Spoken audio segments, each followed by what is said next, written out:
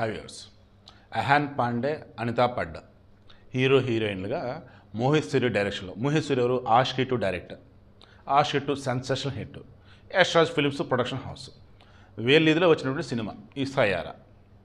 ఇది ఈ జనరేషన్ని ఊహించిన విధంగా అట్రాక్ట్ చేసి కాసులు వర్షం కురిపిస్తుంది. ఏ రేంజ్లో అంటే 300 కోట్లకి ఇంకో 2 రోజుల్లో చేరువు కాబోతుంది. మేబీ 400 కోట్లు కూడా ఈజీగా రీచ్ కావచ్చు అంటున్నారు. ఎందుకు ఈ రకంగా అన్నప్పుడు టీనేజ్ లవ్ స్టోరీ హృదయానికి హత్తుకునేలాగా ఆ ప్రేమని ఊహించని విధంగా ప్రతి ఒక్కరిని కదిలించే విధంగా ఈ మోహిత్ సూరి చేయటం, తీయటం, చూపించడంతో అంతా కనెక్ట్ అయిపోయినారు. ఇక మహావతార్ నరసింహ ఈ సినిమా కూడా కలెక్షన్స్ గట్టిగా వస్తున్నాయి. అయితే ఫస్ట్ ప్లేస్లో సయారా ఉంటే సెకండ్ ప్లేస్లో మహావతార్ నరసింహ ఉంది. ఫస్ట్ ప్లేస్ ఉన్నటువంటి ఈ సయారాకి మొన్న సాటర్డేకి సెకండ్ సాటర్డేకి వచ్చిన కలెక్షన్ వచ్చేసి అప్రాక్సిమేట్లీ 20+ క్రోర్స్.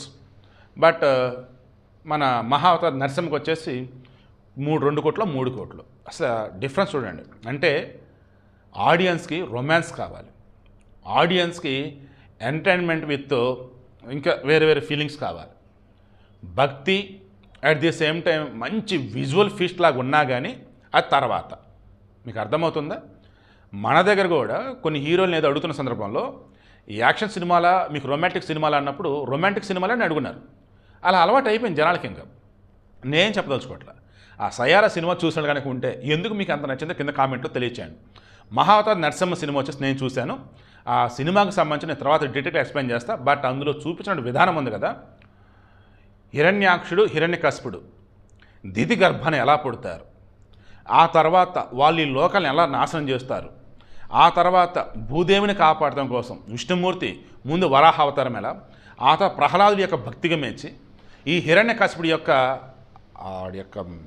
మూర్ఖత్వాన్ని, వాడి దారుణాన్ని ఇక అంతమొందించాలంటే వాడు కోరుకున్నటువంటి వరం ప్రకారం వాడిని చంపాలి అంటే నరసింహ అవతారమే కరెక్ట్ అన్నట్టుగా ఈ సినిమాలో చూపించిన విధానం సింప్లీ సూపర్ అండి. చాలా బాగుంది. ఈ జనరేషన్ ఖచ్చితంగా చూడాలండి. పిల్లలనైతే ఈ మహావతార్ నరసింహ సినిమా ఖచ్చితంగా అయితే చూపించండి.